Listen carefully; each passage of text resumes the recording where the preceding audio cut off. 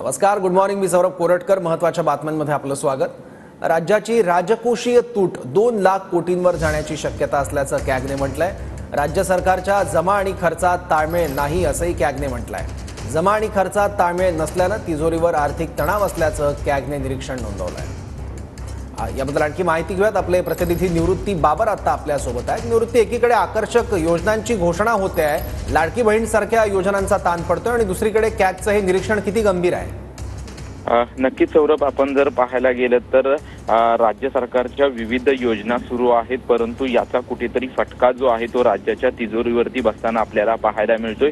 विशेषतः लाडकी बहीण योजनेवरती ज्या पद्धतीने राज्य सरकारकडून खर्च केला जातोय त्याचा मोठा फटका जो आहे तो राज्याच्या तिजोरीवर बसला जातोय. त्यामुळे कुठेतरी राज्याच्या तिजोरीमध्ये वरती मोठा ताण बसल्यामुळे कुठेतरी कॅगने याच्यावरती ठपका ठेवलेला आहे. राज्य सरकारचा जमा आणि खर्चात ताळमेळ नसल्याबद्दल तिजोरीवर वाढत्या आर्थिक तणावावर कॅगने ठपका ठेवल्याची बाब समोर आलेली आहे. त्याच्यामुळे राज्य सरकारसमोर मोठं आव्हान असणार आहे, कारण की मार्च महिन्यामध्ये नवीन अर्थसंकल्प सादर केला जाणार आहे. त्याच्यामध्ये कशा पद्धतीने राज्य सरकारच्या वतीने ताळमेळ ठेवला जाईल हे खरं तर पाहणं महत्त्वाचं असेल. दुसरीकडे लाडकी बहीण योजना असेल किंवा इतर नागरिकांना आकर्षित करणाऱ्या योजना असतील, या योजनेवरती राज्य सरकारकडून मोठ्या प्रमाणात खर्च केला जात असताना याच्यामध्ये आता राज्य सरकार कशा पद्धतीने ताळमेळ ठेवतं हे पाहणं महत्त्वाचं असेल. कारण की लाडकी बहीण योजनेसंदर्भात ज्या महिलांचे काही निकष जे आहेत ते पुन्हा तपासले जाणार आहेत अशी देखील माहिती समोर येते. त्याच्यामुळं याच्यातून काही महिलांना जर वगळलं